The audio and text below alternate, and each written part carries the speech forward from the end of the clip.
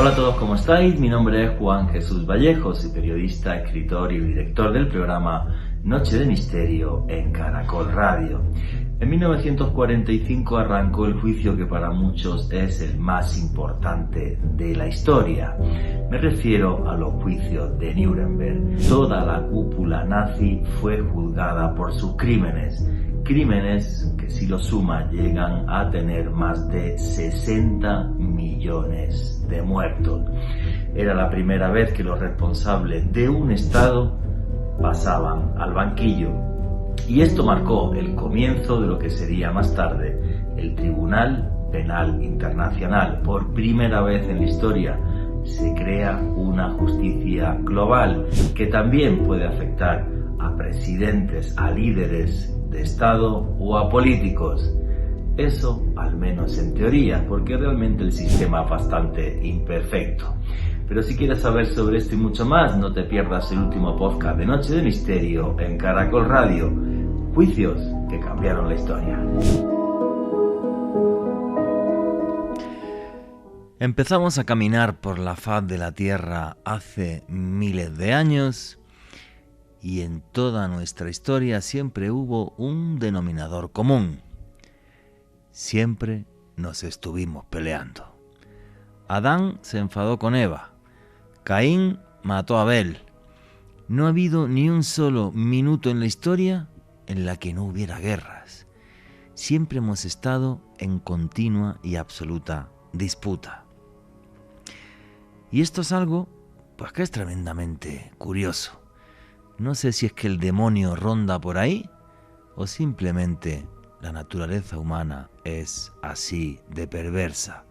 Aunque luego seamos bondadosos y seamos capaces de hacer cosas maravillosas, pero siempre habrá gente que tiene malas intenciones. Y antes la justicia, cuando comenzó hace muchos miles de años, siempre le impartían los reyes y los sacerdotes. Y fue en el año 1750 antes de Cristo cuando el rey de Babilonia, Hammurabi, harto de que sus súbditos no parasen de pelearse y de discutir, como todos los súbditos y todos los seres humanos del mundo, se le ocurrió hacer un código de leyes para regular los problemas y los abusos entre seres humanos. Repito, el rey Hammurabi de Babilonia en el año 1750 a.C.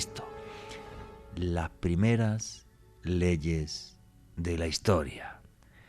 El código de Hammurabi, basado en la ley del talión, ojo por ojo, diente por diente. Una de sus leyes, por ejemplo, si un señor acusa a otro señor y presenta contra él la denuncia de homicidio, pero no la puede probar, su acusador será castigado con la muerte. Con este tipo de leyes, Hammurabi, que era muy listo, hizo que no hubiera acusaciones falsas. O se podía probar lo que ibas a acusar, o si no podías probarlo, la pena revertía contra el acusador. Hay leyes que son muy curiosas. Por ejemplo, si un hombre le rompía un hueso a otro hombre libre, a él también se le romperá exactamente el mismo hueso. Si un hijo maltrata a su padre, se le amputarán ambas manos. Si un esclavo golpea en la cabeza a un hombre libre, se le cortará una oreja. Y es curioso porque Hammurabi en estas leyes no solamente puso una cota a los actos de violencia, sino que también intentó regular la vida pública. Por ejemplo, los precios, los honorarios de los médicos variarán según se atienda a un hombre libre o a un esclavo. Los salarios variarán según la naturaleza del trabajo realizado. Se intentó regular la vida porque siempre nos estábamos peleando. Y esto fue en el 1750 a.C. Y desde ahí, jueces, tribunales, juicios, y es complejo, porque si alguna vez usted ha estado en juicio o ha tenido un problema judicial, yo he tenido un par de ellos y es un latazo, sobre todo cuando te acusan de cosas injustas. Me acuerdo una vez de un contrato de una compraventa, un tema, gané los 2 juicios, pero el abogado me costó una plata. Pero bueno, cosas así, por desgracia, siempre nos van a pasar. Ahora, ha habido diferentes momentos en la historia donde han acontecido juicios que realmente cambiaron nuestra historia. El más importante de ellos, del que vamos a hablar hoy, el juicio de Nuremberg, la primera vez en la historia que se sentó a los mandatarios de una nación por crímenes de guerra. Por primera vez en la historia de la humanidad fuimos capaces de estar juntos para condenar a criminales por actos en contra de toda la humanidad.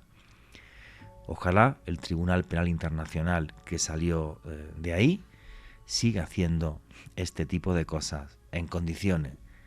Creo que la lista de tiranos, por desgracia, es demasiado larga y muchos de ellos siguen en sus países. En fin, señores, intenten vivir en paz, aléjense de la gente zafia, tengan mucho cuidado, pero aún así, presionemos a nuestros legisladores para que hagan códigos de leyes que nos permitan vivir en paz. Acuérdense, péguense a la luz y aléjense de las sombras. Buenas noches, noctámbulos. Mi nombre es Juan Jesús Vallejo. Los que queréis seguirme en redes sociales, mi Twitter es @JuanGVallejo, JuanJE Vallejo. En Instagram y en Facebook, Juan Jesús Vallejo. Y esto es otro programa de noche, de misterio. Y aquí lo que hacemos es periodismo de misterio. Nosotros os ponemos los hechos encima de la mesa y vosotros decidís qué hay detrás y qué no. Hoy en un programa cargado de historia y de curiosidades. Cómo se sentó en un banquillo a la cúpula entera de un país. Y aquí somos una gran familia, la familia del misterio. Por eso ya tenemos un numeral en Twitter que es Misterio Caracol. Repito, Misterio Caracol. ¿Qué juicio, qué hecho judicial os ha parecido el más curioso de la historia? Ponerlo ahí, en ese numeral, Misterio Caracol. Sabéis que hago viajes de autor. La segunda quincena del mes de abril del año que viene estaré recorriendo el Camino de Santiago en un viaje muy lúdico, caminando máximo 3-4 horas al día, 10-12 kilómetros y el resto viendo catedrales que son una auténtica maravilla como Burgos, León, caminando también, obvio, por la de Santiago de Compostela y luego en el mes de mayo, a partir del 20 de mayo, un viaje a Turquía. Toda la información de esos viajes la tenéis en www.viajesjuanjesusvallejo.com. Y en fin, metámonos ya en el mundo judicial. Alejandro Bernal.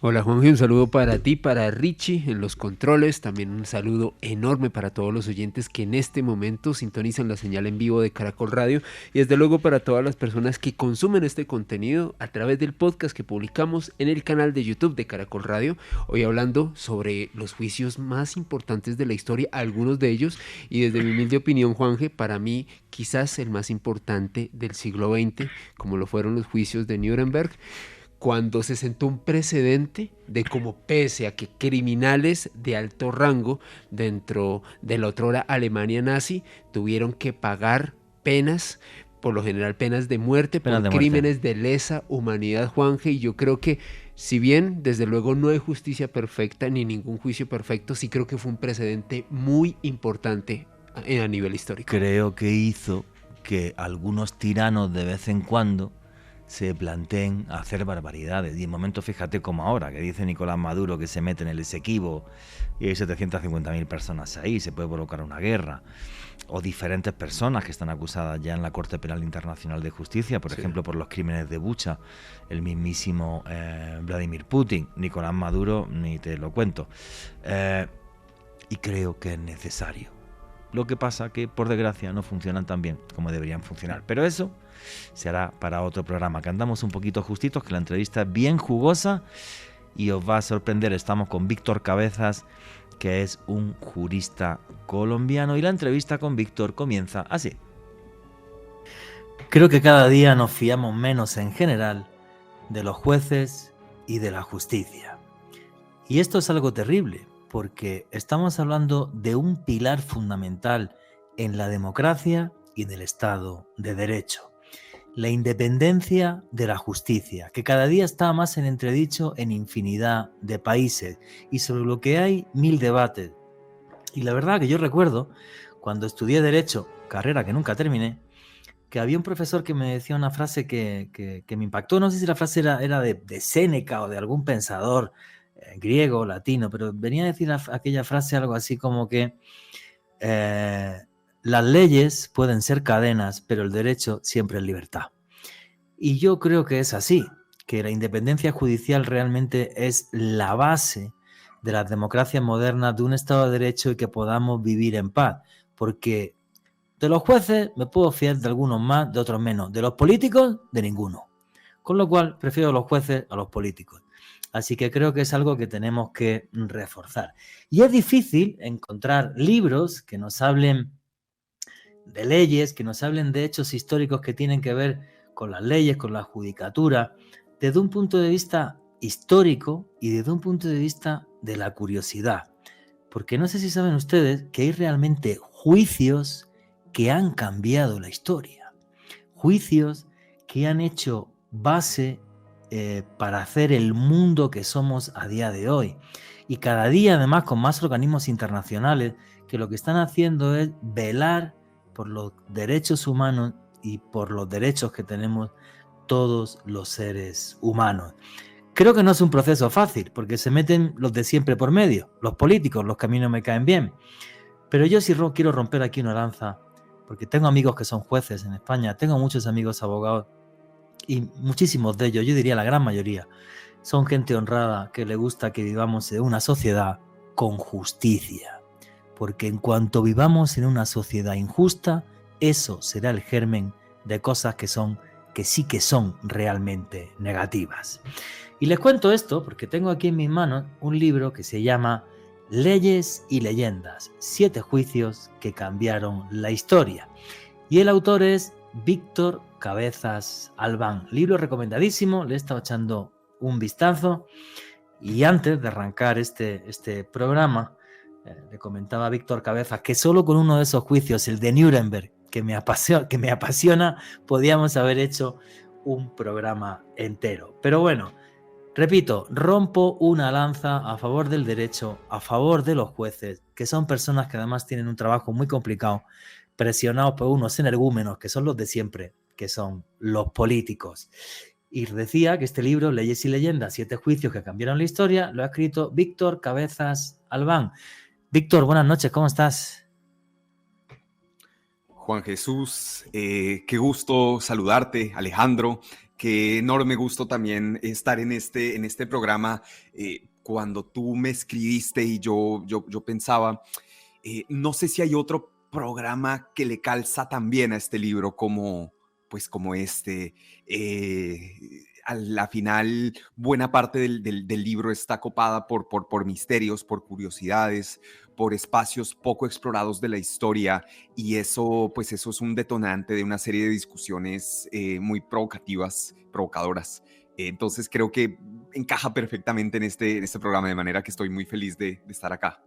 Bueno, y son juicios, además, que han hecho que la sociedad y el mundo cambie, que eso es lo que quiero que me cuentes ahora. Pero antes de empezar a contármelo, te voy a hacer la pregunta que le hago a cualquier persona que viene aquí invitada a Noche de Misterio por primera vez. ¿Quién es Víctor Cabezas Albán? Mira, yo creo que un aspirante a un buen lector. Creo que esa es una aspiración que define muy bien mi adultez, mi vida. Me encanta leer, quisiera ser un buen lector. Creo que digamos, ahí hay una riqueza enorme por apropiarse del conocimiento y de la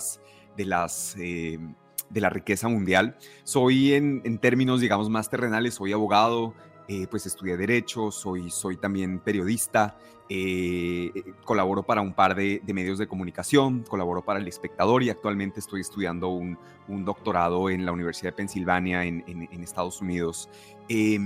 Digamos eso en cuanto a lo aburrido. En cuanto a lo entretenido, soy una persona extremadamente curiosa y creo que este libro es precisamente un producto de esa curiosidad insaciable. Cuando yo empecé a estudiar en la Escuela de Derecho, me daba una ansiedad enorme, Juan Jesús, Alejandro, yo sentía que había grandes historias, grandes misterios atrás de los juicios, pero para llegar a ellos había una cantidad de tecnicismos, leguleyadas, un lenguaje espantoso del derecho que hacía que digamos, toda esa riqueza narrativa y esa riqueza pues de la realidad se vea opacada. Y este libro, muchos años después de que yo pues tuviera esta ansiedad inicial, yo digo, este libro es una forma de lidiar con esa ansiedad, porque es una forma de transformar esas historias poderosas en crónicas que cualquier persona pueda leer y pueda disfrutar. Es como resumen. Crónicas que son apasionantes, ¿vale? Porque vamos a empezar a meternos en materia.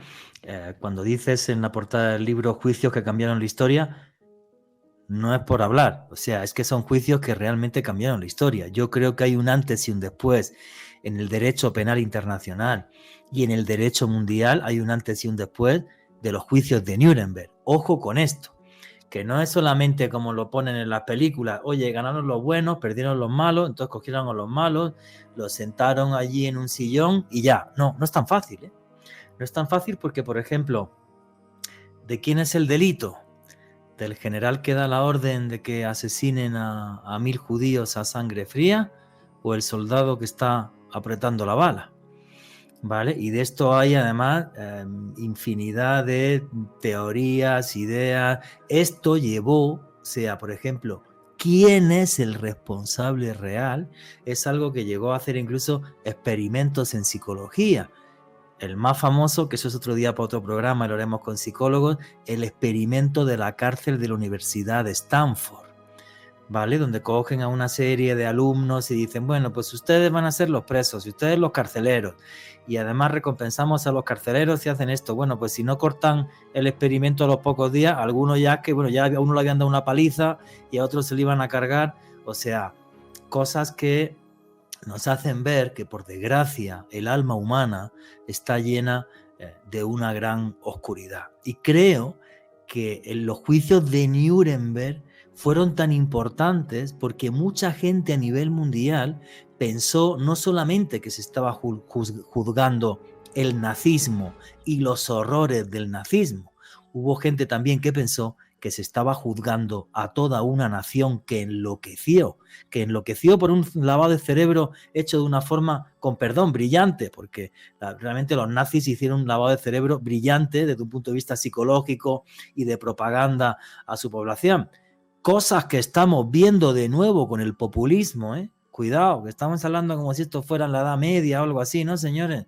El año 45 fue hace bien poquito, ¿vale? Mis papás habían nacido antes y mis abuelos ya estaban bien mayores y lo estamos volviendo a ver con el populismo, ¿vale? Ese lavado de cerebro, eliminando los políticos, estos que no me gustan, cualquier cosa que sea pensamiento crítico o razón crítica, ¿vale?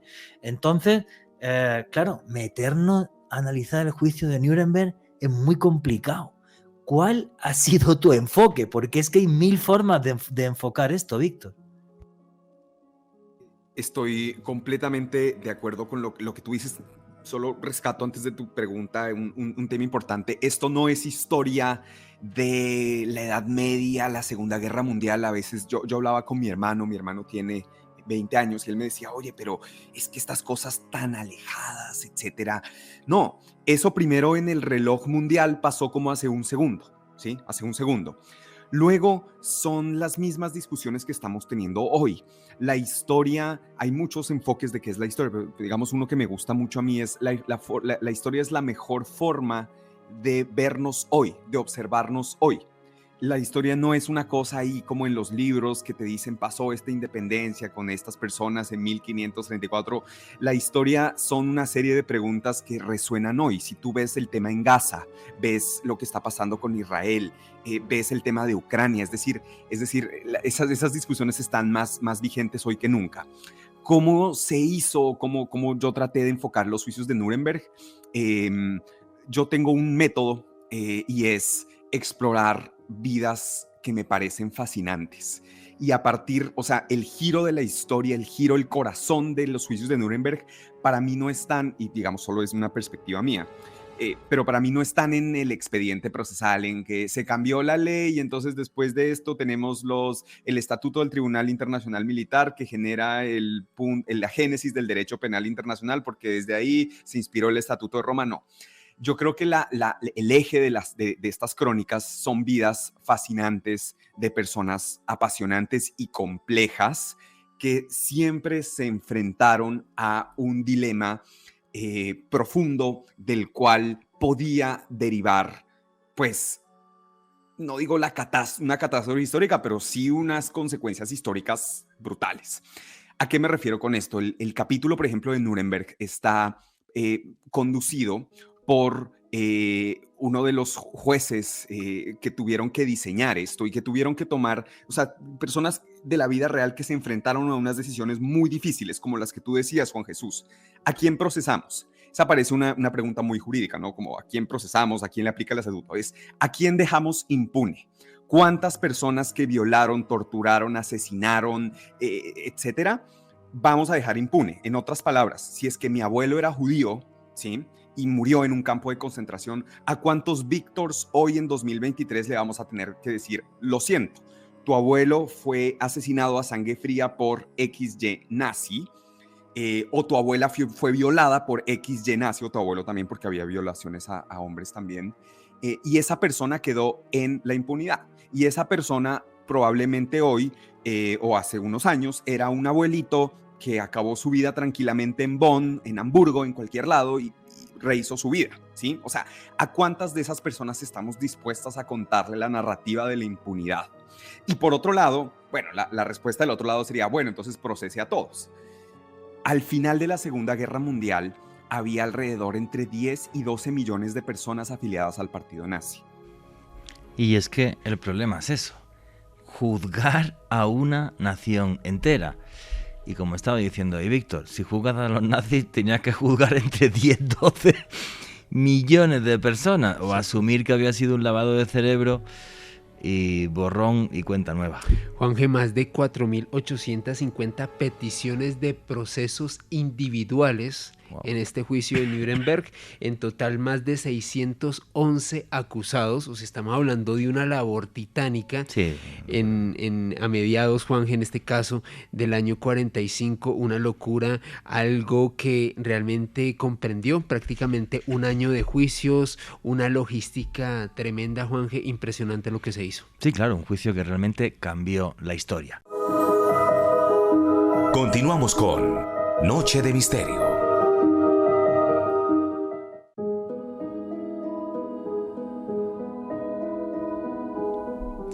Y aquí seguimos en Noche de Misterio, vuestras preguntas y comentarios a través del numeral Misterio Caracol. Y estábamos hablando con Víctor Cabezas que el primer problema que tiene el juicio de Nuremberg, por primera vez en la historia se juzga a los dirigentes de una nación, es quién es imputable y quién no. Porque enjuiciar a 12 millones de nazis estaba complicado. Y ahora nos cuenta Víctor cómo se solucionó este tema. ¿A quién se iba a imputar? ¿Y vas a procesarlos a todos? ¿Sabes lo que es eso? O sea, eso es casi como más que la población, creo que de Uruguay, casi la población de Ecuador. ¿Cómo haces un juicio para eso? Pero por otro lado, ¿cómo le dices a las víctimas, venga, tranquila, lo mataron, la asesinaron, la violaron, pero lo siento, o sea, hay tantos que mañana usted va a comprar el pan y puede ser que le esté pagando el pan a una persona que era parte del Einsatzgruppen, que eran estos grupos móviles de fusilamiento. Entonces, el giro, mi estimado Juan Jesús, el giro de las historias son estas personas que se toparon con dilemas brutales y que eso pues los arrinconaron hasta unos puntos extremos para tomar decisiones. Ese es como el giro, el enfoque de cada capítulo. ¿Fue un grupo de jueces o solamente un juez el que decide quién es imputable y quién no es imputable en los juicios de Nuremberg? Bueno, los juicios de Nuremberg, muy resumidito, ¿vale? Termina la Segunda Guerra Mundial y hay que juzgar toda una serie de crímenes de guerra. Y entonces se lleva a los que en teoría eran los principales responsables del nazismo, en teoría. porque muchos desde mi punto de vista salieron de rositas. Quizás porque desde mi punto de vista, y sí me gustaría tu opinión, Víctor, creo que había un punto cuando termina la Segunda Guerra Mundial, y al terminar la Segunda Guerra Mundial ya hay un enemigo, que es el comunismo, y el mundo ya está dividido otra vez en dos. Es reconstruyamos Europa, pelillos a la mar con lo que pasó, y empecemos a caminar de nuevo, que lo mismo que en 20 años estamos metidos en otra. Y además, con armas nucleares. No sé cómo ves tú esto, Víctor.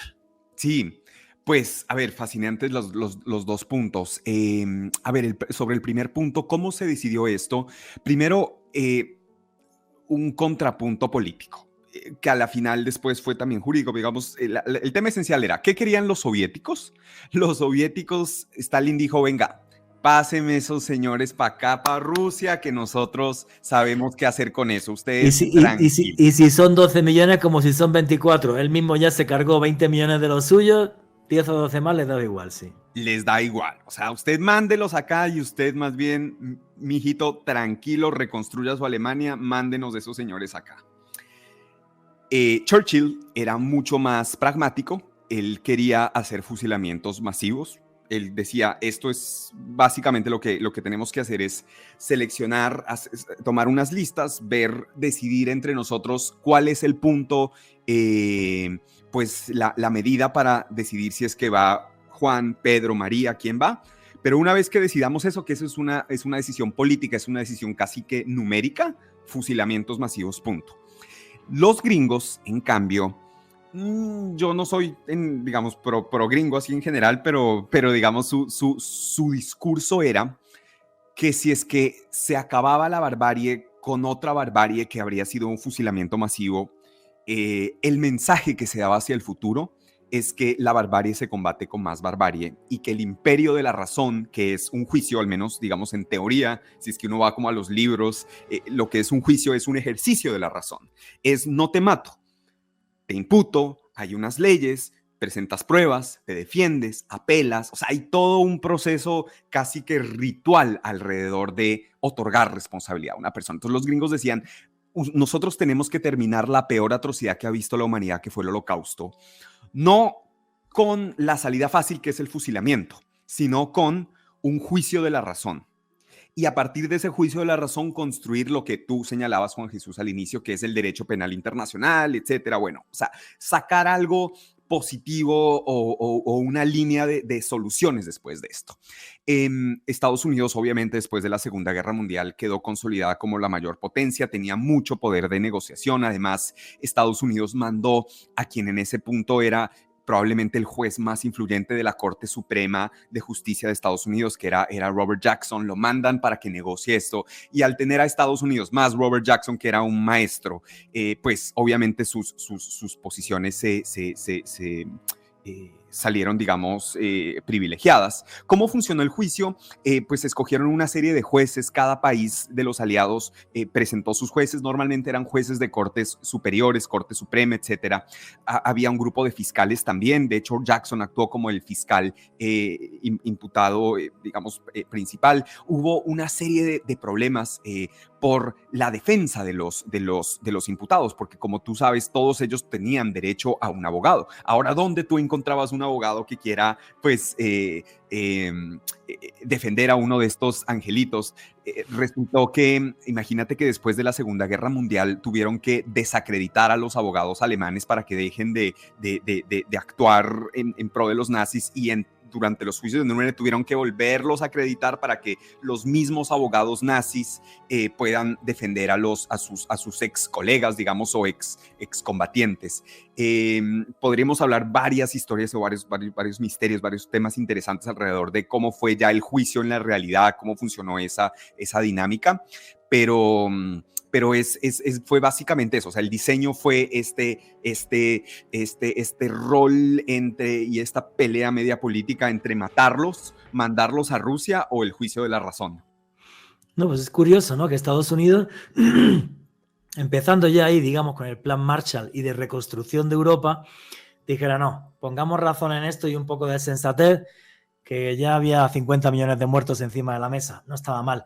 Alejandro Bernal, quería preguntar algo. Sí. Juan G., sobre el contexto y la complejidad de estos juicios que nos está describiendo muy bien Víctor, se desarrollaron del 20 de octubre de 1945 al 1 de octubre de 1946, casi un año, Juan Jesús, de estos juicios. Se llevaron a cabo un total de 240 testigos, se presentaron ante este tribunal más de 300.000 declaraciones. Imagínense, es una auténtica barbaridad esta gran proeza por parte del derecho, Víctor.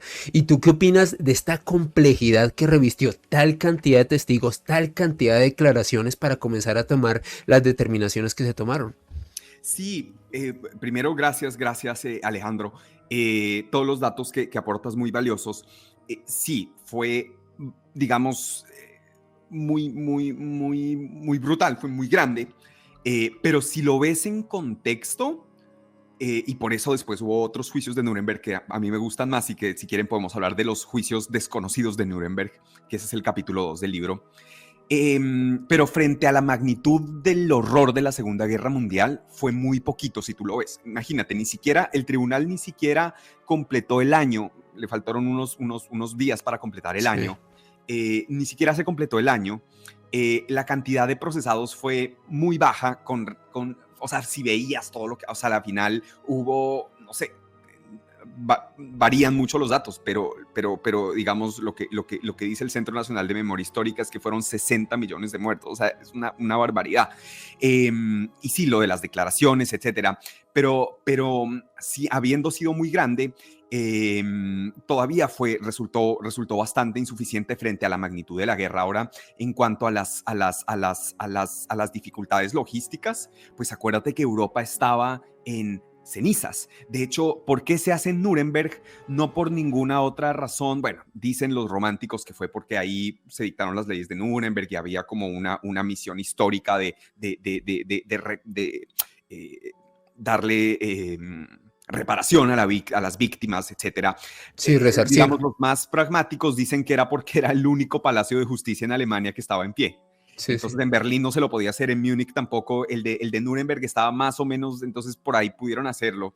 Pero hay historias fantásticas dentro del libro. Yo recreo una serie de cartas, cito una serie de cartas fantásticas donde los jueces británicos y los abogados británicos se dirigen a Churchill de manera urgente y uno cuando las lee dice, uy, están como, no sé, van a hacer algún alegato sobre la maravilla que está ocurriendo, sobre algún reto legal, etcétera. No, están desesperados por whisky, por cigarrillos, han pasado un año sin tomar un trago, han pasado un año trabajando 14, 16 horas y mandan unas cartas urgentes diciendo, miren, manden refuerzos de entretenimiento, necesitamos ron, necesitamos whisky, algo para aliviar nuestras mentes. Y es fantástico. A la final, yo creo, una interpretación burda, probablemente mía, es que los británicos, sobre todo, no se apuntaron a continuar porque vivían unas vidas demasiado precarias después de la guerra. Imagínate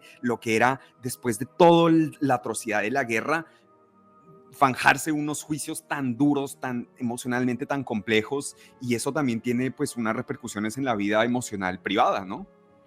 Y creo que son unos juicios, además de toda esa parte que tú has dicho ahora, ¿no? De toda esa parte emocional y tuvieron que vivir esos jueces y demás. Creo que fueron unos juicios donde se juzgó el mundo y se juzgó de historia. Yo hace unos años vi un documental que había buenísimo sobre los juicios de Nuremberg y tal, donde el eje central del documental era la figura de Hermann Göring. Porque Göring, ¿vale? Para la gente que no lo sepa, bueno, pues Göring, digamos, era el ministro de la Luftwaffe, del aire, el ministro de todo lo que era la guerra aérea y la mano derecha de Hitler en muchas cosas, un nazi convencido, ¿no? Y entonces el cómo hablaba Göring y las cosas que decía Göring, además también cuando estaba fuera del juicio y que comentaba, y es de, bueno, pero a ver, pero aquí de qué nos quieren ustedes acusar, ¿no era Napoleón un héroe? Y no pasó nada y conquistó media Europa y no tiene colonias Estados Unidos y no tiene colonia Francia y no tiene colonia Gran Bretaña y nosotros por querer hacer colonias ahora nos llevan aquí a juicio. Y son frases que hasta cierto punto te hacen reflexionar, porque si uno echa mano de la historia, yo creo que la última guerra colonial de la historia fue la guerra del Vietnam, que fue hace 2 días, ¿eh? Fue una guerra completamente estúpida y absurda, sin ningún tipo de sentido, cuando cae la última colonia francesa, que era la famosa Indochina, y una parte de Indochina que era Vietnam. O sea, son unos juicios donde primero creo que se juzga la historia y luego no puedo callarme preguntante por ciertos personajes a los que creo que directamente se les borró el pasado, como es por ejemplo Ernest von Braun, y venga, que se venga a Estados Unidos a hacernos cohetes para ir a la luna, y lo que pasó, pasó, y aquí paz y después gloria. ¿Qué opinas de...? Claro, es que esto tiene una carga moral, ética, desde mi punto de vista, muy importante. ¿Qué opinas sobre, con la investigación que tú has hecho, Víctor? Pues sí, yo creo que a la final el capítulo se llama, Juan Jesús, Nuremberg, la expiación del alma humana. Y creo que eso es lo que pasó en Nuremberg. En Nuremberg se trató de expiar, de ajusticiar de alguna manera el alma humana que es mucho más, o el humano, que es mucho más complejo de lo que yo creo que se pensaba, o no sé, hasta esa época.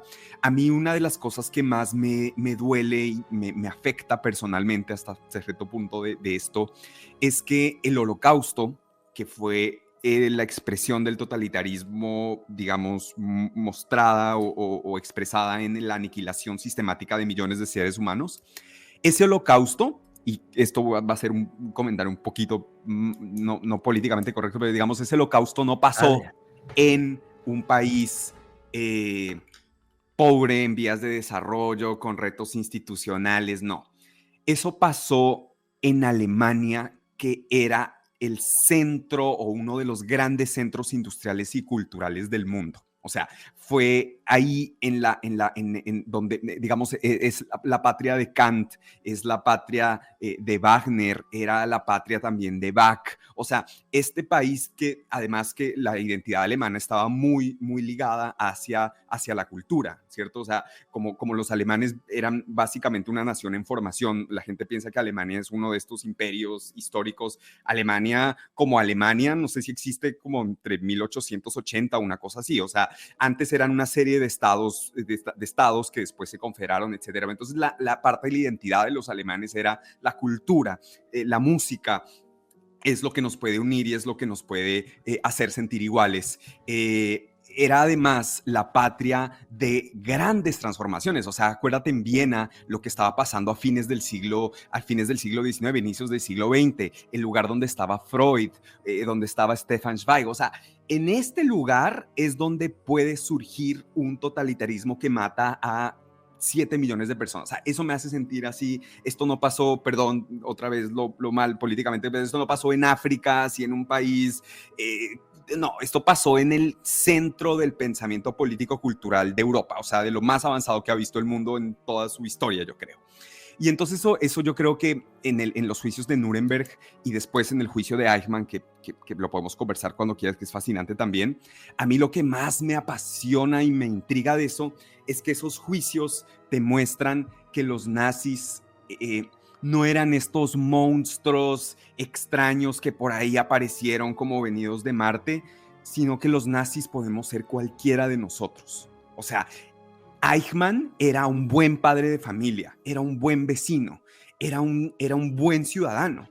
Estas personas eran personas destacadas en sus profesiones, eran personas apreciadas por sus vecinos. Entonces, ¿qué diablos pasa en la sociedad para que buenas personas, como yo creo que muchos de nosotros podemos decir, yo soy una buena persona, de repente, y es un poco lo que tú dices con el experimento de la cárcel en Stanford, de repente podemos convertirnos bajo unas condiciones muy extrañas en nuestra peor versión de nosotros mismos, sea la peor versión de la humanidad. Eso es algo que me intriga muchísimo. Sí, en un monstruo. O sea, estamos mucho más cerca de ser un...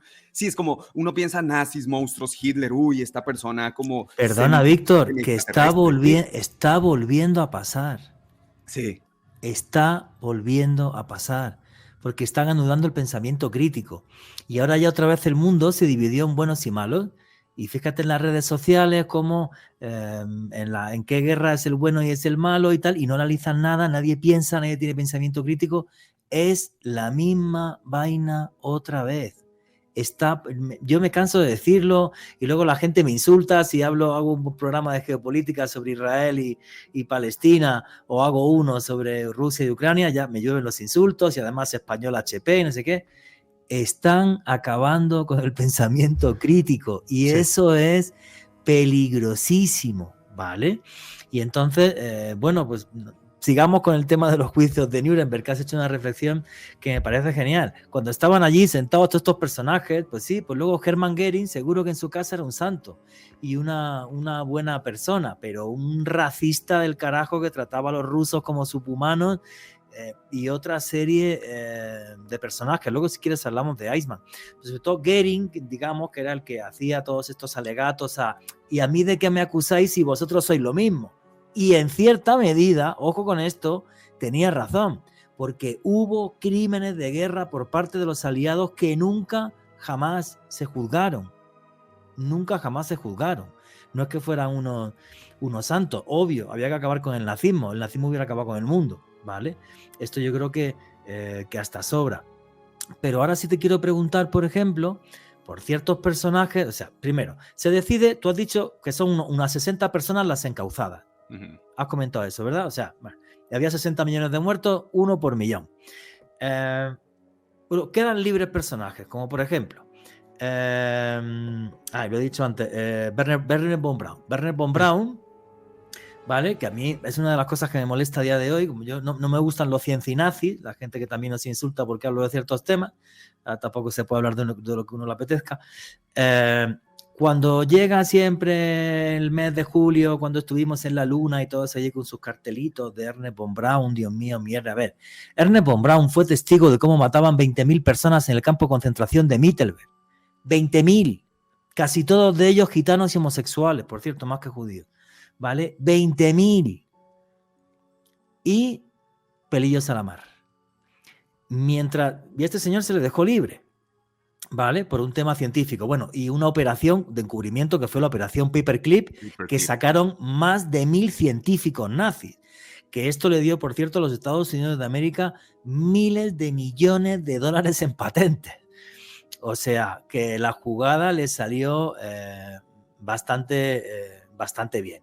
Hasta el padre de la medicina aeroespacial, Hubertus Strudel, que hace pocos años quitaron todos los premios internacionales que había de él, sacaron un cuadro de una universidad norteamericana, todo porque luego, y además lo demostró la Academia de la Historia de la Medicina Alemana, que había asfixiado niños para luego revivirlos y hacer experimentos en ellos para ver cuánto aguantábamos sin respirar y X cosas, ¿no? El padre de la medicina aeroespacial. Toda esta gente salió de rositas. Y luego dice, bueno, pues a lo mejor Ernest von Braun, o es que era científico, pobrecillo, sí, pero es que era miembro de las SS, de la Guardia Personal del Führer. Esto ya empieza a ser rarito. Y luego, ¿sabes lo que sí le echo de menos a los juicios de Nuremberg? Ciertos lugares como Auschwitz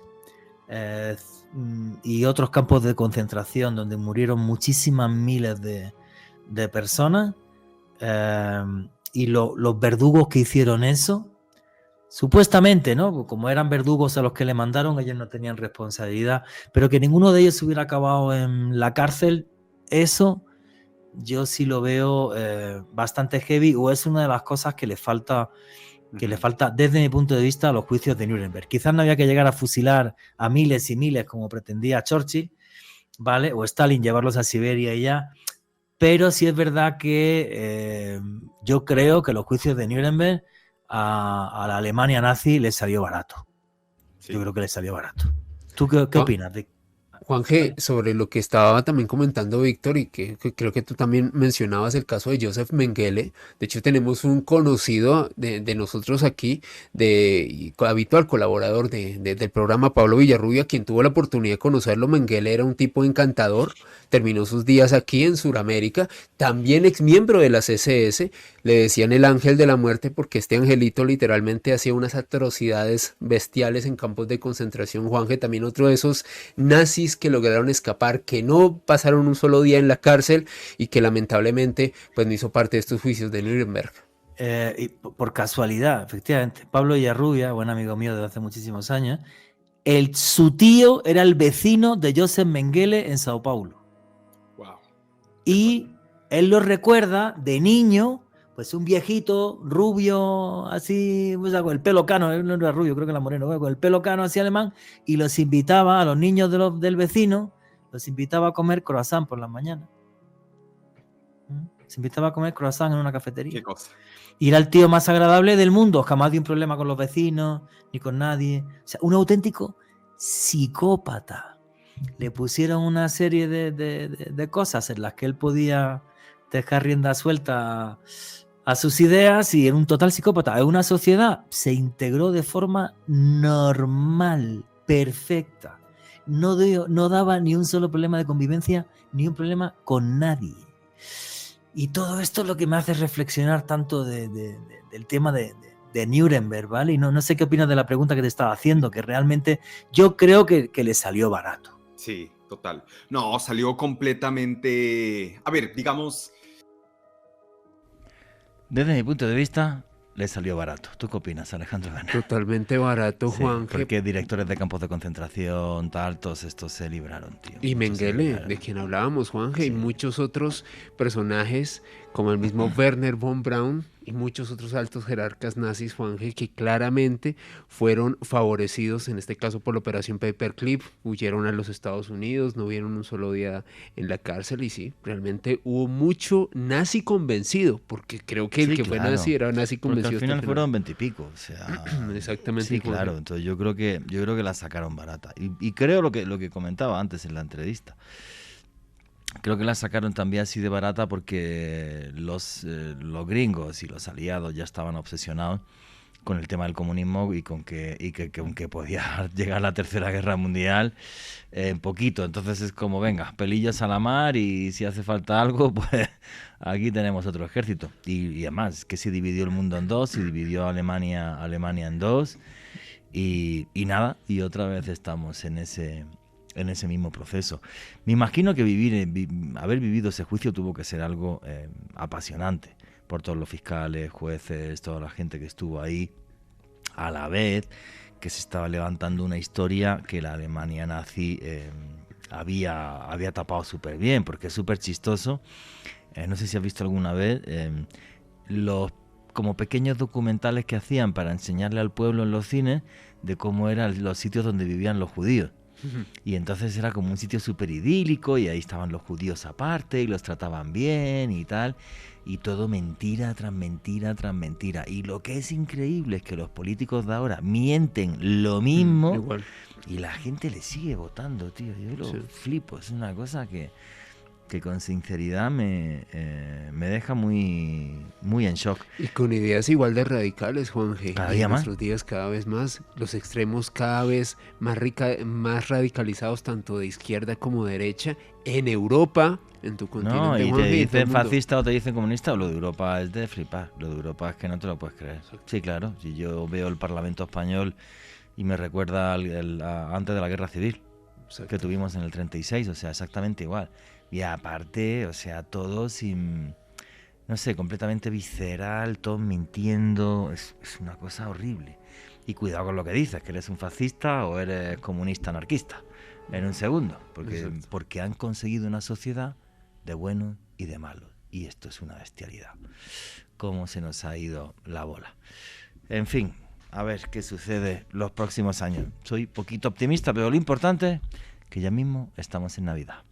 Así que beban, sean felices y listo, pero es normal, ¿no? Que repasando la historia de los juicios de Nuremberg, cuando el mundo se dividió entre el nacionalsocialismo y el resto de Europa, y luego se dividió entre comunismo y capitalismo, y estamos en otro proceso. Es normal que nos salgan este tipo de reflexiones. Continuamos con Noche de Misterio.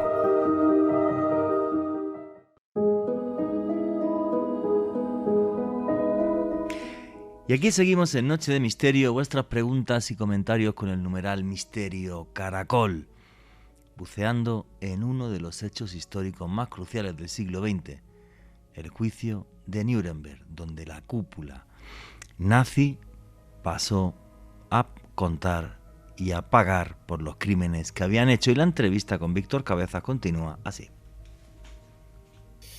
Hay esta frase que es lo perfecto es lo enemigo de lo bueno, y yo creo que por un lado sí, digamos, objetivamente le salió completamente barato. O sea, no había forma de que a la final, digamos, tan pocas personas hayan sido procesadas.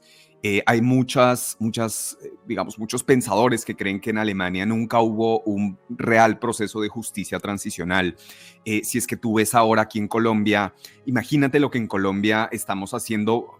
Yo sé que tenemos muchos retos, pero digamos, para un conflicto armado, nuestro caso que duró más de 50 años, nosotros nos hemos preparado casi 12 años para tener una justicia transicional que durará otros 5 años más, que procesará no sé cuántos miles de personas, etcétera. O sea, y si es que tú comparas, digamos, cuantitativamente y quizás hasta cualitativamente lo que hemos vivido nosotros versus lo que se vivió en Alemania, solo en los 2 juicios de Nuremberg no hay punto de comparación. O sea, obviamente faltó muchísimo de justicia y hubo que hacer mucho. Ahora, ahí ves tú la tenacidad de las víctimas.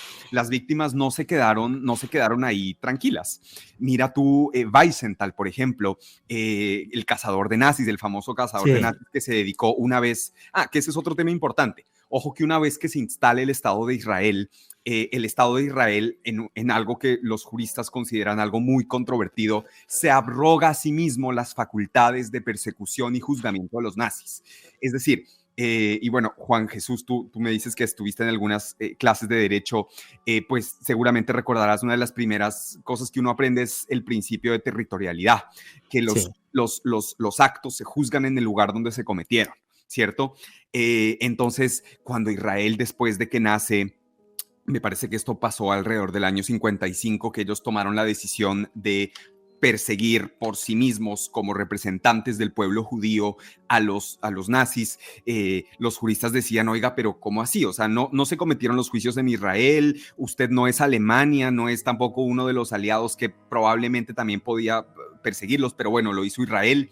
Entonces a lo que voy es que aunque salió barato, estoy de acuerdo contigo, después la tenacidad de las víctimas se vio en unas expresiones de creatividad muy interesantes. Weisenthal, por ejemplo, cazando nazis para luego llevarlos a Israel, pero también otras acciones pues del pueblo judío en todo el mundo tratando de contactar a estas personas. Y también una cosa muy interesante, hay una serie de juicios, Juan Jesús, que para un siguiente libro, si es que probablemente le va bien a este y podemos hacerlo, hay una serie de juicios súper interesantes alrededor del litigio de las víctimas contra los grandes beneficiarios económicos del Holocausto, bancos, traficantes de obras de arte. Acuérdate que la comunidad judía para cuando ocurrió el Holocausto era en una población muy rica, una población muy culta. Entonces, alrededor de los años 90 empezó a haber una serie de litigios fantásticos para recuperar las obras de arte que les robaron, pero también para recuperar el dinero, las pólizas, los depósitos en bancos suizos, en bancos alemanes, en bancos gringos que tenían las víctimas y que fueron confiscados cuando hubo el Holocausto. De manera que las víctimas, aunque estoy de acuerdo que el tema salió gratuito, no se quedaron quietas y empezaron una serie de acciones muy creativas para tener justicia de otras maneras. Luego comentamos, bueno, lo comento en un segundo. A mí, con sinceridad, el que Israel, aunque tienes razón, en base al derecho, el delito debería de juzgarse en el suelo en el que se hizo, o sea, es el país. Pero si Alemania deja que maten 6,5 millones de judíos, yo estoy en Yad Vashem. en el Museo del Holocausto y como periodista puedo consultar las 6 millones y pico de fichas que hay allí. Yo los entiendo perfectamente. Si te están matando durante 2000 años y luego la gente sale de rositas que ellos no perdonaran, yo lo entiendo perfectamente y desde aquí todo mi apoyo. Ya verás que solamente por haber dicho ahora esto con lo que está cayendo en Gaza, tú verás la de insultos que me van a caer, para que veas hasta dónde llega. Te apoyaremos. Me importa un carajo, bloqueo y listo. Pero es verdad, creo que estaban en todo el derecho de perseguir a personas, que fueron realmente unos monstruos y que cometieron crímenes. A ver, ya no es solamente lo de las cámaras de gas y cosas así, o sea, matar a la gente a palos, las famosas marchas de la muerte, llevar a la gente a andar hasta que morían andando. Eso pasó en Polonia, eso pasó en Lituania. O sea, mira, yo cuando he estado en Israel, y he estado varias veces en Israel y tal, ¿sabes lo que me dijo una vez un amigo judío?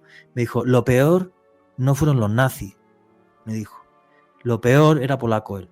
Lo peor fue en Polonia, que cuando acabó la guerra y fuimos a regresar, como nos habían quitado las casas y las tierras, ya se las habían repartido, nos iban a matar los mismos polacos. Entonces, claro, es tal cantidad de odio y tal cantidad de violencia que entenderlo es muy complejo, salvo que estés con la gente y estés ahí. Oye, te quiero hacer una pregunta. ¿Cuántas penas de muerte se pusieron en los juicios de Nuremberg? ¿Hay un dato sobre esto? En los juicios de Nuremberg, en los primeros, todos fueron condenados a muerte. Estoy casi seguro que 3, no tengo ahorita el dato exacto, pero 2 o 3 se suicidaron antes de la pena de muerte. De la pena de muerte. Y aquí te doy un dato curioso de 1 minuto muy, muy, muy, muy interesante. La persona que estaba a cargo de las ejecuciones era un tipo muy interesante que llega a ser el verdugo mintiendo, un tipo oscuro que aplica para ser el verdugo de los juicios de Nuremberg, inventándose que él había sido el verdugo también del estado de Tennessee, del estado de Oklahoma, etcétera. O sea, diciendo, oigan, yo tengo una hoja de vida como verdugo, pues fantástica, maravillosa.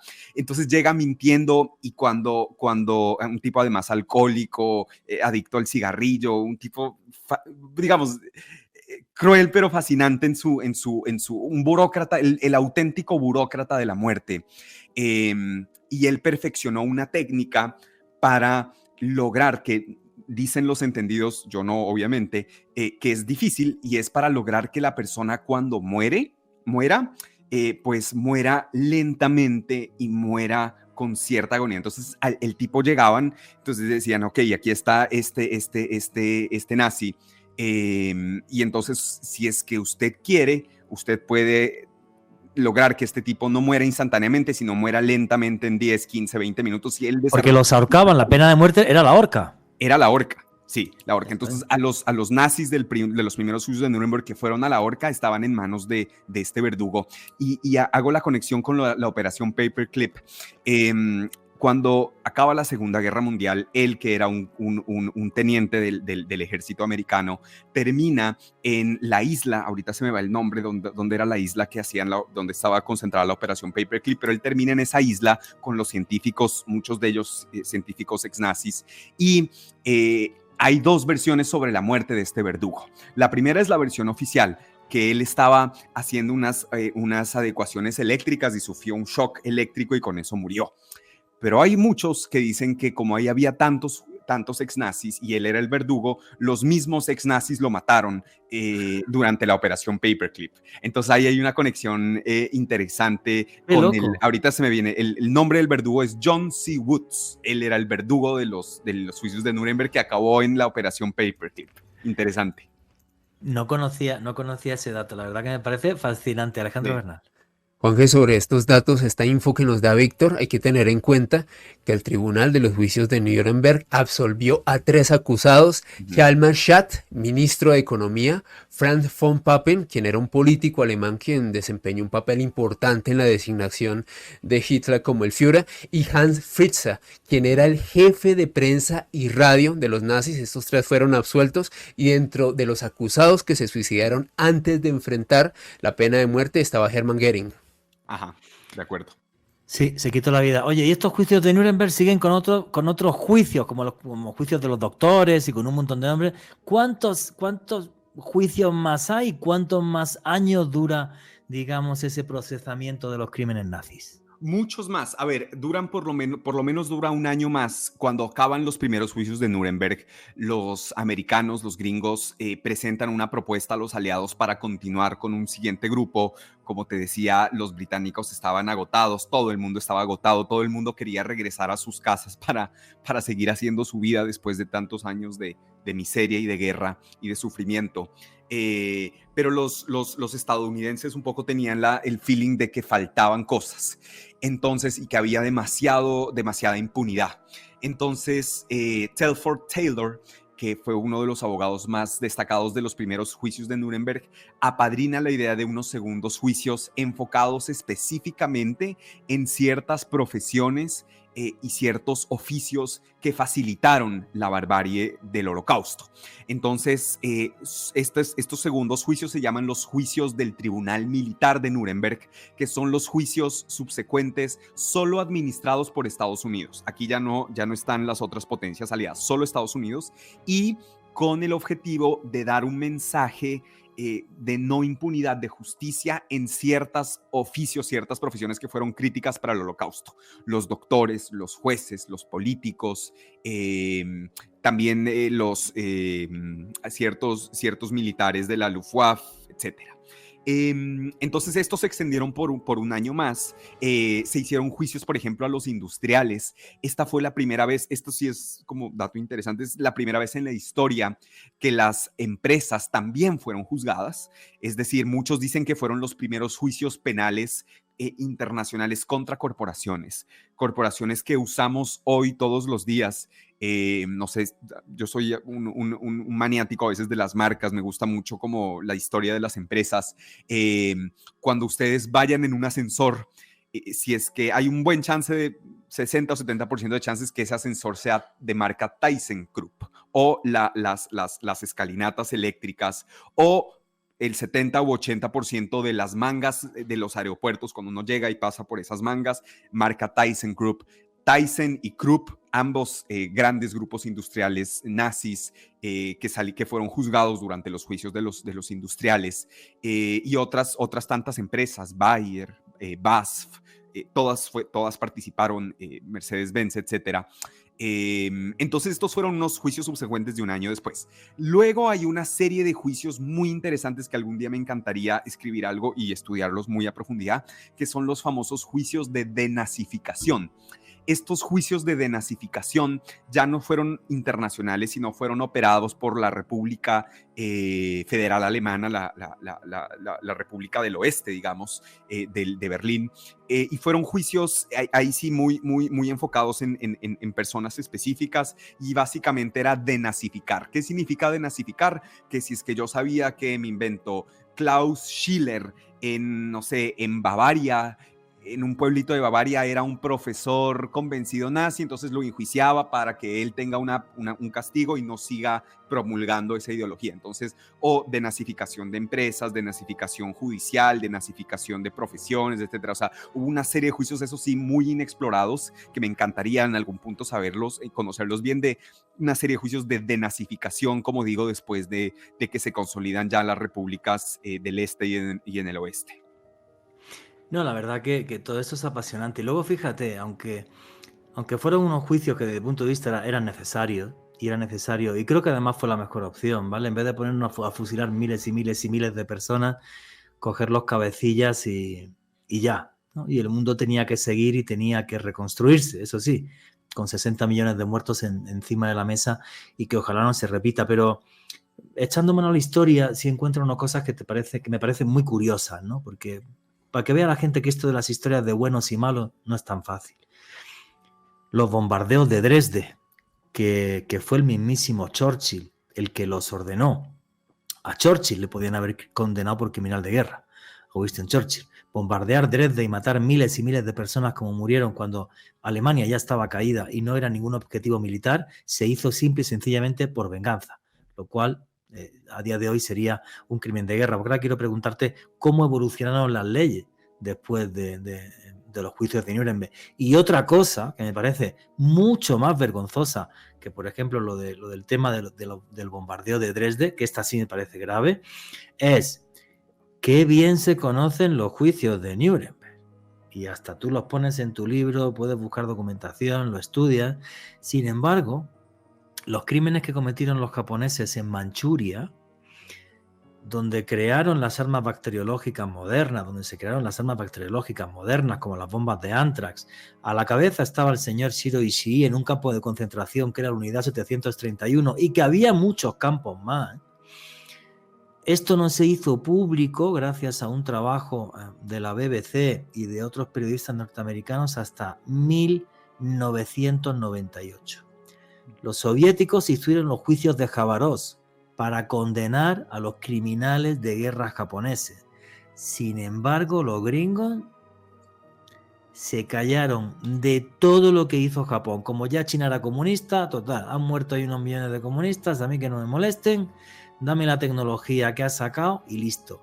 En uno de los hechos más vergonzosos de la historia de la humanidad. No sé qué opina Víctor Cabeza. Me imagino que lo conocería, los juicios de Jabárovsk y todo lo que estoy comentando. Sí, pues no, fantásticos. Bueno, perdón, los juicios de Jabárovsk que tampoco sirvieron para nada, porque a los 10 años los indultaron a todos y los mandaron a Japón, cuando se restablecieron relaciones diplomáticas entre Japón y la Unión Soviética. O sea, que tampoco es que, que tampoco es que sirvieron para muchos, pero bueno, por lo menos disimularon, ¿no? Sí. Dos cosas muy, muy interesantes a partir de tus precisos comentarios, Juan Jesús. El primero, durante los tribunales militares de Nuremberg, o sea, los segundos juicios solo administrados por los gringos, hubo un envalentamiento, como un entusiasmo de Telford Taylor y de sus abogados de hagamos justicia, condenémoslo, etcétera, etcétera. Bueno, pero a medida que el juicio iba avanzando, en Estados Unidos había voces que decían, oigan, suave, ¿no? O sea, sí, condénenlos, manden algunos a la horca, etcétera, pero no hagan así como todo un tratado de la guerra y de ponerle límites a los militares. Ojo que Estados Unidos era una nación emergente, en formación, saldría como la primera potencia mundial, pero todavía era un país en formación. Y en eso Estados Unidos sí ha sido muy consistente a lo largo de su historia, y es que ha sido un país muy realista. Muy realista. O sea, uno le puede criticar todo a Estados Unidos, pero ha sido un país que muy pragmático, por eso es la primera potencia del mundo, ¿sí? Muy pragmático. Entonces los gringos empezaron a decir, oiga, amigo Taylor, amigos jueces, ¿por qué? O sea, todo lo que ustedes digan ahí que estuvo mal que hicieron los nazis, no lo vamos a poder hacer nosotros cuando tengamos que defender nuestros intereses. Entonces, denle suave. Para ese momento, Rusia o la Unión Soviética en ese momento ya iba siendo un potencial enemigo de Estados Unidos. Entonces, oiga, ¿cómo vamos a ser tan críticos con los nazis que después esto nos va a limitar mucho nuestro poder de acción militar frente a los soviéticos? Todo eso hace que haya una fuerte influencia de opinión pública, no diría yo pro-nazi, pero sí, digamos, que limite esta ola de críticas o de restricciones legales hacia las actividades del nazismo. Y uno de los jueces, por ejemplo, pone en una de esas sentencias que él absuelve porque él quisiera dejar la puerta abierta para que Estados Unidos a futuro pueda hacer operaciones militares como la hizo la Luftwaffe, como lo hizo tal cual. O sea, no quiere cerrar esa puerta. Entonces ahí ves tú una cosa interesante, y es el realismo, el pragmatismo de los Estados Unidos, que en ese punto, y por eso yo creo que ellos ya no siguieron más, porque dijeron, bueno, ya dimos el mensaje, ya hicimos, digamos, el tema del juicio, la razón, etcétera, pero muy así como los salvadores de la tierra y los pacifistas y como los restrictores de la actividad militar, tan así no queremos ser. Entonces, por eso se replegaron ya. Por supuesto, lo que tú señalas de Japón, es decir, Japón después de acabada la guerra, pues se vuelve casi un estado satélite de Estados Unidos. Hasta hoy, digamos, las dependencias japonesas americanas son fuertísimas.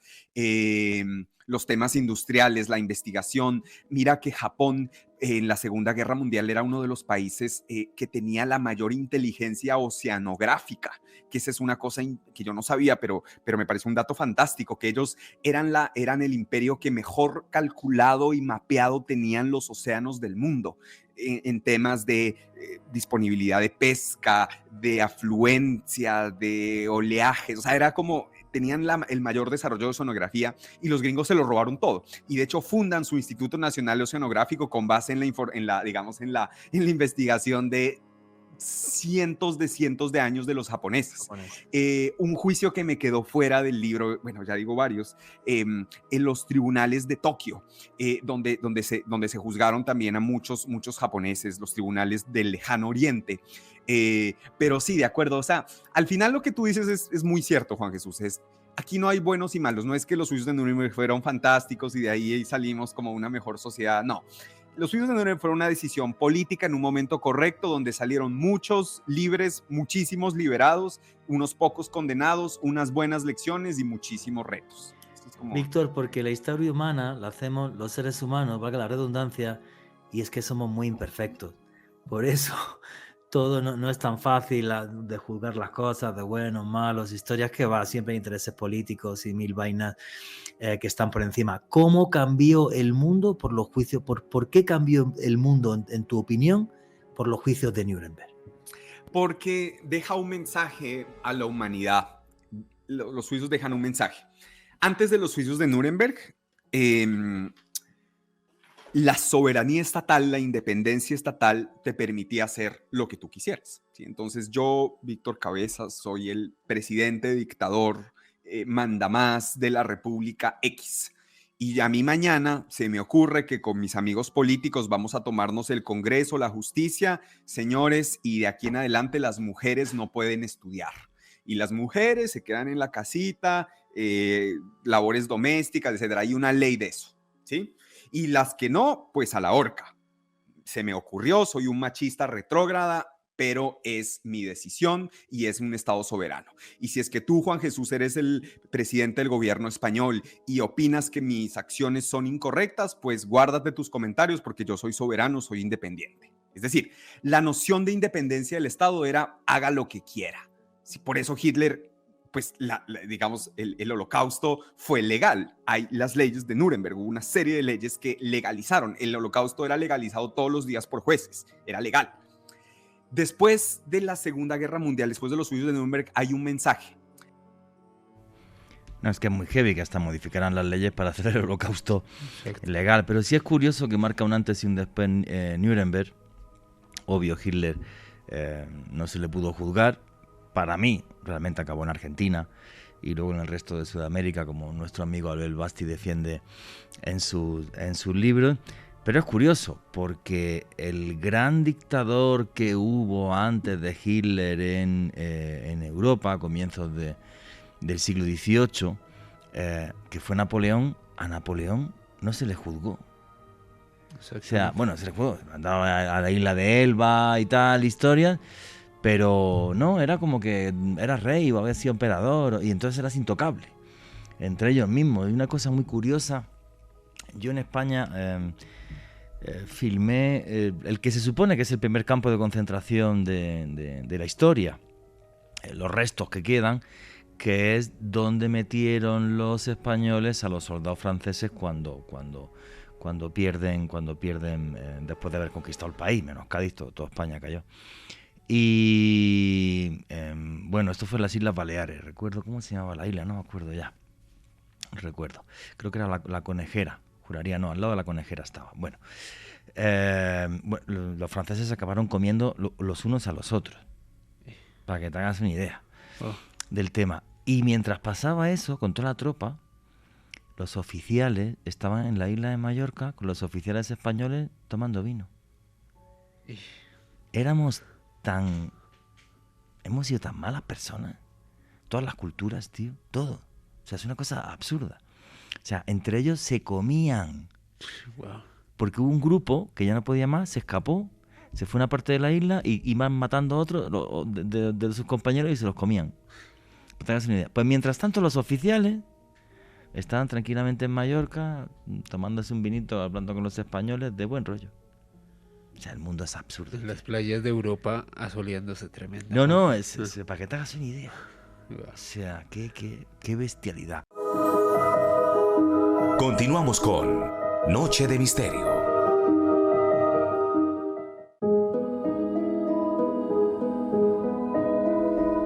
Y aquí seguimos en Noche de Misterio, vuestras preguntas y comentarios a través del numeral Misterio Caracol. Ya recordé el nombre de la isla de Cabrera, donde estuvo el que para muchos es el primer campo de concentración de la historia, 10.000 soldados franceses, algunos de ellos acabaron comiéndose los unos a los otros. En fin, el hombre somos así de bipolares, por decirlo de alguna forma. Y la entrevista con Víctor Cabezas termina así. Y es que hay un límite, al menos teórico, hay un límite para la soberanía y la independencia. No es un cheque en blanco. Usted no puede discriminar a las mujeres, no puede matar gente, no puede atentar contra la dignidad humana. El límite del ejercicio del poder es la vida humana y es la dignidad humana. Y un poquito esto ya es más relativo, pero también los derechos fundamentales de los seres humanos son un límite. Entonces usted puede ser el dictador totalitario mandamás. Usted no puede matar a una persona. Usted puede ser el dictador poderosísimo, etcétera, pero usted no puede discriminar a una persona por su género, por su color de piel, por su origen, etcétera. Ese es el mensaje. Antes sí, después al menos la gente dirá, oiga, pero no ha visto Gaza, no ha visto Ucrania, o sea, sí. Pero estoy hablando, el derecho siempre es el deber ser, es un conjunto de reglas sobre el deber ser de la humanidad. Y a partir de Nuremberg, el deber ser de la humanidad se concentró en el principio de que el límite para el Estado son los derechos fundamentales de sus ciudadanos. Sí, pero fíjate qué complejo. Cuando me estabas describiendo al principio, imagínate una sociedad donde yo le prohíbo a las mujeres estudiar Afganistán. Sí, Hace pocos meses los talibanes, donde dijeron digo, Diego, y otra vez ya les han prohibido a las mujeres ir a la universidad, las mujeres ya no pueden trabajar, todo, o sea, están exactamente igual que antes de la ocupación.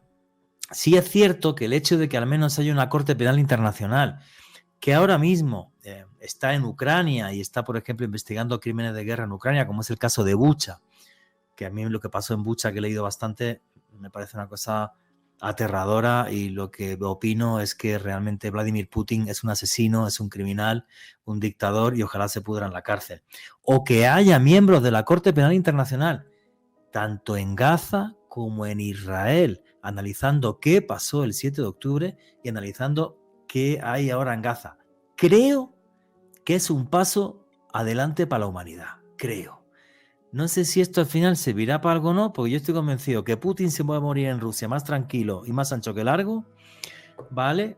Y entre lo que está pasando entre Israel y Palestina, madre mía, yo creo que ni resucitando al mejor abogado de la historia es capaz de saber qué es lo que hay ahí de verdad, de mentira, y qué es lo que está pasando, porque ya los odios son muy ancestrales.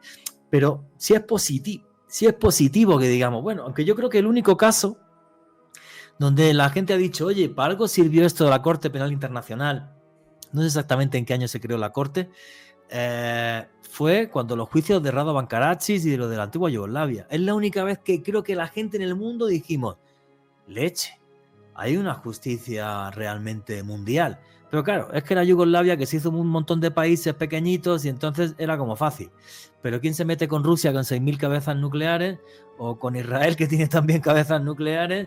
¿O quién se mete con el integrismo islámico, que te ponen una bomba mañana mismo? Pues me refiero a Hamas y la Franja de Gaza. Es que es muy complicado. Es muy complicado y es, en el fondo, yo creo que uno tiene que volver a las ideas clásicas para entender mejor la realidad. A veces creo que somos muy pedantes y decimos, no, estamos ya muy avanzados de lo clásico. Pero mira, para el manejo de las relaciones internacionales siempre ha habido dos principios, el realismo y el liberalismo. El realismo, que dice, no importan las instituciones, no importa la ley, importan los intereses. Los países siempre se van a guiar por sus intereses, solo van a juzgar al que quieran juzgar. Todo es política y todo al final es interés, pragmatismo, y al final es quién es más poderoso y quién tiene el ejército más grande. Eso es lo único que importa, nada más, ¿cierto? No importa Naciones Unidas, estas organizaciones, no, nada. O sea, eso es como un lavadito de manos, pero importa el interés y el poder militar. Y el liberalismo, en cambio, dice, no, nosotros somos seres racionales, podemos negociar, yo puedo ceder cosas para que tú tengas una vida mejor, tú puedes hacer lo mismo por mí, podemos hacer una organización mundial, etcétera. Bueno. Y entonces, si es que tú ves lo que tú señalas, Juan Jesús, bajo estos dos ópticas muy tradicionales, muy clásicas de las relaciones internacionales, es eso. O sea, ¿por qué sí funciona? Bueno, muchos dicen que no funciona, digamos, algo funcionó el Tribunal Penal Militar para la ex Yugoslavia, o sea, el derecho penal internacional. ¿Por qué funcionó ahí? Un liberalista te podría decir porque ya era un derecho penal más maduro, esto pasó a fines de los 90s y vamos avanzando, cada día estamos mejor, es difícil, pero lo estamos logrando. Un realista te va a decir, ¿sabe por qué funcionó? Porque estaba Yugoslavia deshecha, a nadie le importaba Yugoslavia, no, digámoslo, todos los estados, Serbia, Bosnia, etcétera, todos esos estados ya estaban divididos y ni Estados Unidos ni nadie quería jugarse por ellos, por eso los votaron al tribunal. Eso es lo que opino yo. Y ya no existía la Unión Soviética que lo defendiera, sino una Rusia que estaba saliendo de una crisis económica brutal después de la caída del muro. Eso es lo que opino yo. ¿Y sabe por qué nunca va a pasar eso con Rusia ni con Estados Unidos? ¿Sabe por qué? No porque necesitemos 200 años más de desarrollo dogmático, no, porque tienen armas nucleares. Sí, claro, y un poder geopolítico y económico absurdo. Bueno, Rusia poder económico tiene poco, ¿vale? Geopolítico sí. Pero claro, el poder económico y geopolítico norteamericano es brutal, igual que China. Pues aquí está todo el mundo. A mí me hace mucha gracia. Ahora toda la gente de extrema izquierda están todos rasgándose las vestiduras. Dios mío, los israelíes que están bombardeando Gaza. Y de los uigures en el norte de China, ¿por qué no hablan? ¿Cuántos hay en campos de concentración? ¿Más de 1 millón? ¿Solo por ser musulmanes? Y en cambio eso, callados. O sea, lo que te estaba diciendo antes, que están matando el pensamiento crítico. ¿Vale? Sí, ya que la gente es de derechas y es de derecha, o es de izquierdas y de izquierda, y ya más allá de ahí no ven. No le preguntes porque no. Sí, claro, yo te lo digo así de claro. Yo en ese sentido no sé si soy muy pragmático, en plan norteamericano o lo que sea, pero lo de Yugoslavia fue por eso, porque eran países con perdón, de chichinabo, recién creados, que no tenían ningún poder y dijeron, a ver, macho, aquí habéis hecho unos crímenes que os habéis pasado un carajo, vamos a darle la imagen al mundo de que hay una justicia internacional. Pero ya... Si yo no creo ni para mí Naciones Unidas es una máquina de tirar dinero, no valen para nada. ¿Para qué sirve? Alguien que me responda. Si no sé, ¿para qué sirve Naciones Unidas? Pues no sé, creo que lo único que sirve Naciones Unidas es ACNUR para los refugiados, pero poco más. Lo demás para tirar dinero allí de diplomáticos y que se vayan de fiesta en Estados Unidos. ¿Otra cosa? Porque fíjate en qué mundo vivimos. Eres muy realista. Sí, claro. Sí. Sí, un realista tiraría toda la institucionalidad internacional y te preguntaría en los momentos más críticos de la historia cómo ha funcionado esto. No sé, sí, pues ahí estaban, pero no han servido para nada. Mira, la cosa más clara que demostró que Naciones Unidas no sirve para nada es cuando en Ruanda, creo que fue entre 5 y 7 semanas, mataron a 600.000 personas a machetazos, mientras las tropas con los cascos azules estaban mirando. Las tropas de Naciones Unidas, cómo mataban a más de 600.000 personas a machetazos. Yo, después de leer eso y después de ver eso, dije, Naciones Unidas, no vale para nada. Es el problema de la política actual, que yo creo que, fíjate que hemos empezado hablando de juicios y hemos acabado hablando de esto. Pero mira, hace unos días, se han reunido porque el planeta se va al carajo por el cambio climático. ¿Han sacado alguna ley o algo de una forma pragmática para ponerle remedio a esto? Nada, no han hecho nada. Se han ido a pasearse allá a Dubái y no han hecho nada. Es increíble. El problema es que cada vez son burocracias más fuertes, ¿no? Hay cada vez más intereses, o sea, es un organismo, digamos, yo no soy tan escéptico como tú, Juan Jesús, pero sí estoy de acuerdo en que es un organismo que burocráticamente es cada vez más grande y más grande y más grande y cada vez hay más bocas que alimentar y más intereses individuales que atender. Entonces, digamos, el crecimiento desbordado es algo ciertamente preocupante. Sí, claro, y esto no va a parar, pero bueno, que me estoy saliendo demasiado del tema, ¿vale? Oye, faltan como unos 7 minutitos me quedan de entrevista y hay un tema, mira, no me ha dado tiempo a leerme el capítulo. Yo lo había escuchado como una especie de leyenda urbana hace mucho tiempo, que es que me parece apasionante. A ver, si yo me tomo un Cuba Libre, ron con Coca-Cola, Habana Club, eso está hecho en Cuba, está hecho en Estados Unidos, está hecho aquí en Caldas, o donde leche está eso es, ¿a quién le pertenece la marca? Porque me dijeron, no, que la marca era se la quedaron los comunistas, pero no, ¿cómo es esa vaina? Que eso es una cosa que a mí me deja loquísimo. Sí, la respuesta, querido Juan Jesús, es depende de dónde te tomes el ron y depende de la compañía del ron. No te puedo creer. O sea, perdón. ¿Un ron Habana aquí en Bogotá no es como un ron Habana cuando yo me lo pido en Madrid? En Madrid sí, en Nueva York o en Miami no. O sea, cuando tú me contabas ahora que vas a venir en enero a Nueva York, Estados Unidos, sí. no, la respuesta es no. Mira, explícame eso, macho, que me deja flipando, tío. Es maravilloso. En el año 60, después de que triunfa la Revolución Cubana, Fidel todavía, es algo muy interesante, la gente piensa que la Revolución Cubana fue comunista y fue socialista y la verdad es que no, la revolución era una revolución por la justicia social, por la liberación, por sacar a Batista, etc. De hecho, en los primeros meses después de la revolución, Fidel viene a Estados Unidos, se pasea por Washington y asegura que él no es comunista y trata de tener una reunión con el presidente de Estados Unidos y trata de tener una reunión inclusive con Nixon, me parece, pero él aseguraba que no era comunista, él venía de una familia no rica, no millonaria, pero sí muy acaudalada, era un hombre muy acomodado, de una familia muy acomodada. Pero entonces en el año 60, por otros misterios que algún día sería lindo discutir, él toma el giro y dice, soy socialista, soy comunista, y sorprende a toda la sociedad cubana, y empiezan una serie de expropiaciones. ¿Cómo eran las expropiaciones? Tú abrías el periódico y decía, Grupo A, Empresa Internacional de Radio de Juan Jesús Vallejo, Sociedad Anónima. Tú decías, me expropiaron, gracias, chao. Y eso mismo le pasó a dos coterráneos tuyos, la familia Bacardí y la familia Arrechevala, los Bacardí, dueños de la gran casa Licores Bacardí S.A., y los Arrechevala, dueños de Habana Club, de la licorera de Habana Club. Entonces ellos, después de construir un imperio del ron, Juan Jesús Bacardí, digamos, tomó territorio sobre un ron más comercial, más para cócteles, más para acompañar, mientras que Habana Club fue el primer ron estilizado, que digamos que tenía esta pretensión de ser elegante, de ser para las altas o medianas clases sociales, etcétera. Pero cada uno en su marco, en su mercado, era muy poderoso. Años 60 se expropian. Bacardí logra, por una audacia de último momento de su gerente general Pepín Bosch, logra sacar los documentos de propiedad de la marca de Cuba y registrarlos en Estados Unidos, y con eso, digamos, se gana la lotería, porque eso le permitió que después ellos puedan, mantener su marca en Estados Unidos. Pero digamos, Habana Club se perdió, los Arrechevala se exiliaron en Estados Unidos y en España. Bacardí fue a Estados Unidos y recobró su industria con la marca. Y después, en los años 90, Juan Jesús, Alejandro, en los años 90 los Bacardí se encuentran con los Arrechevala tomando un trago y le dicen, oiga, ¿y usted qué hizo su marca? No, la perdí.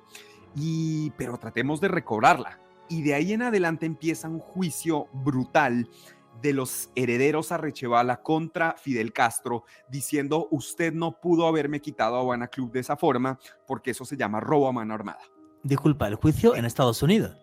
Pero además, lo que tú dices, ese juicio lleva a Fidel a litigar lo que para él era de los grandes baluartes de la cultura gastronómica cubana, que es el ron, en el paraíso del capitalismo tropical que es Miami. O sea, ¿Cuba se metió en el juicio como parte en contra de la familia Arrechevala en Estados Unidos por la marca? Los Arrechevala demandaron a Fidel, a la Compañía Nacional, me parece que es Compañía Nacional de Licores y Alimentación, una cosa así, que es la dueña de la marca Habana Club. La demandan en Estados Unidos para recuperar su marca. ¿Y se presentan los cubanos en el juicio? Por supuesto. Fidel, sí, cuenta. Dios Fidel es parte. O sea, era comunista, pero el ron no me lo toque. El ron no me lo toquen. Mira que hay una anécdota muy interesante que cuenta Fidel. en medio de la crisis de los misiles, tú recordarás con John F. Kennedy, cuando Sí, se claro. suponía que iba a haber misiles nucleares, etcétera. Kennedy era muy afecto a los habanos cubanos.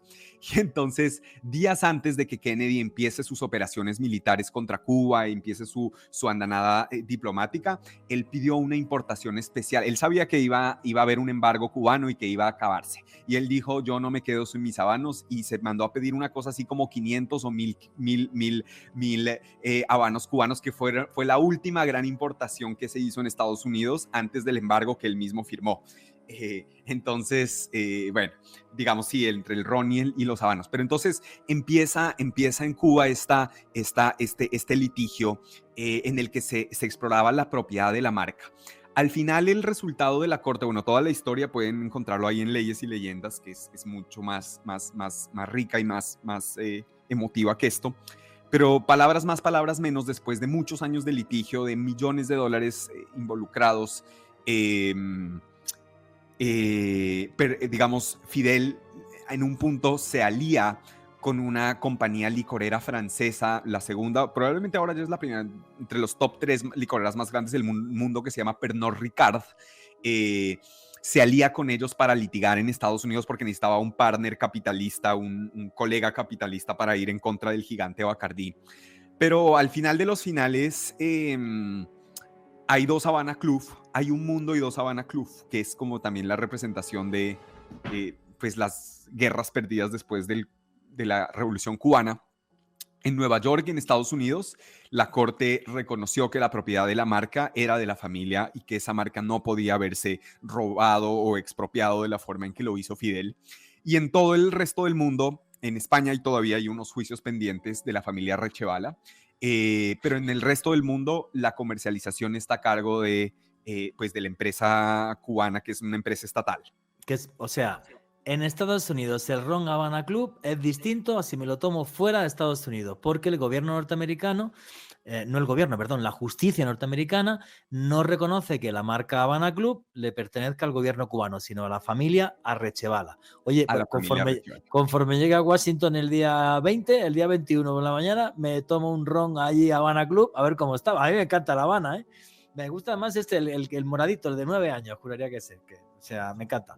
Pero además sería fantástico, Juan Jesús, si tú, que conoces el Havana Club. Mira, para el final del capítulo, claro, una de las cosas que yo quería hacer era lograr conseguir un catador de ron y darle los dos rones a ver que me cuente cuál es mejor. Porque el tema es que el ron Havana Club de Estados Unidos es hecho en Puerto Rico.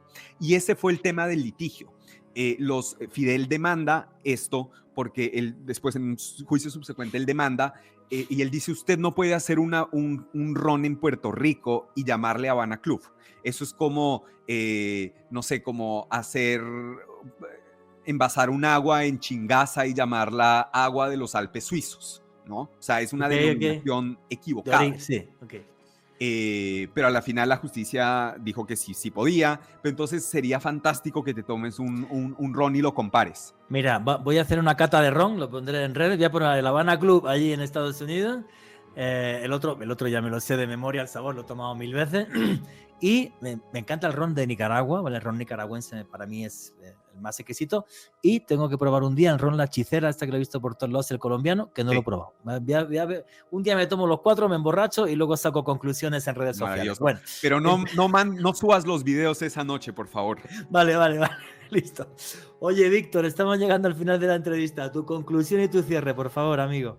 Mira, pues invitarlos a que busquen el libro, está en todas las librerías, Nacional, Panamericana, etcétera. Es una buena forma de pasar estas Navidades. Es un libro contado con buen ritmo, no es un libro pretencioso, no es un libro académico, no es un libro pesado, es un libro en el que me he tratado de despojar pues de mi rol medio académico, medio de abogado y ponerme más en un rol de narrador, de cuentacuentos, que es lo que me ha gustado hacer siempre, contar historias, contar cuentos. Espero que lo disfruten, consíganlo y no, pues a ti, Juan Jesús, Alejandro, digamos, en esta época de la inmediatez de las redes es cada vez más difícil promocionar un libro. Un libro requiere compromiso, requiere tiempo, requiere pues que tú me entregues a mí 40 minutos de tu concentración, que no es poco.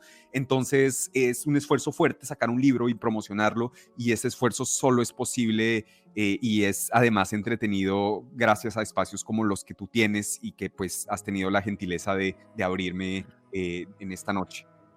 Amigo, muchísimas gracias a ti por ilustrarnos sobre parte de nuestra historia, y una historia que nos afecta a absolutamente todos como seres humanos. Súper imperdible el libro Leyes y Leyendas, 7 juicios que cambiaron la historia.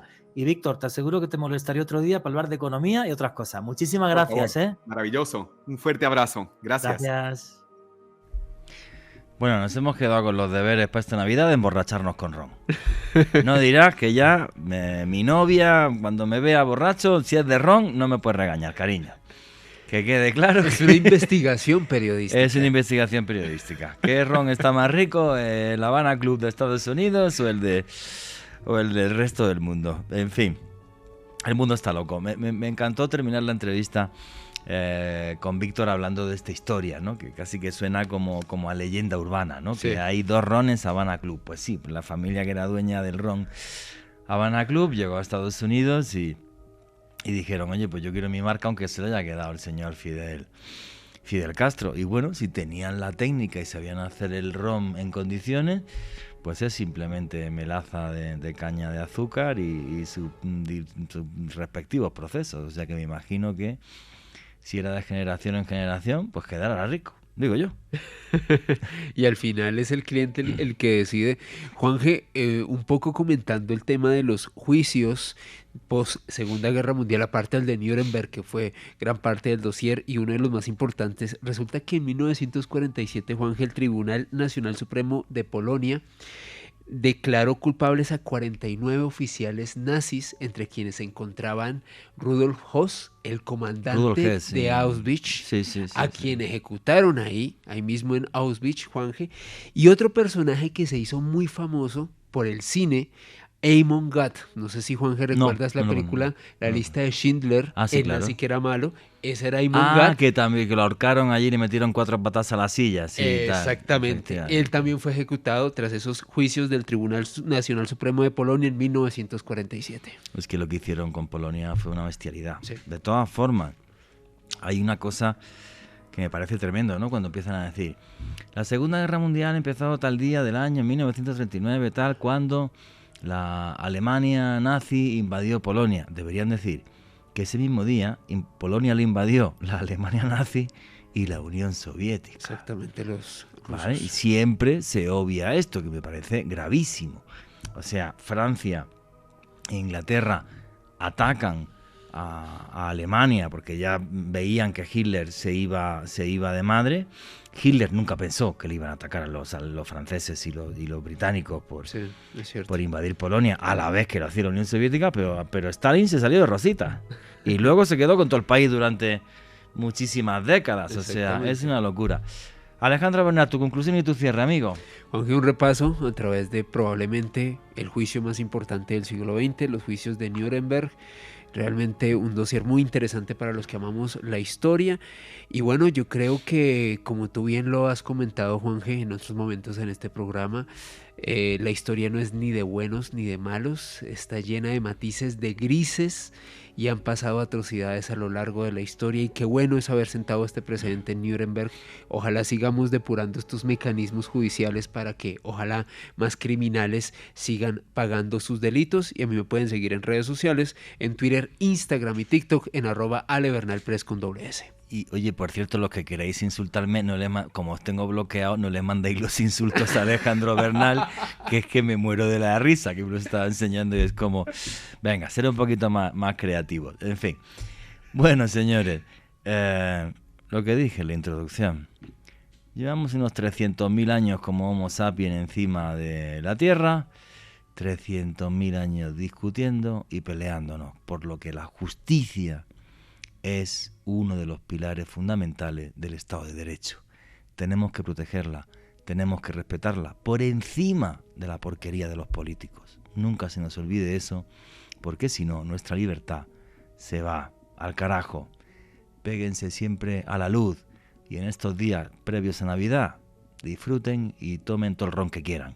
Y nunca, nunca olviden que vivimos en un mundo mágico porque está repleto de misterio.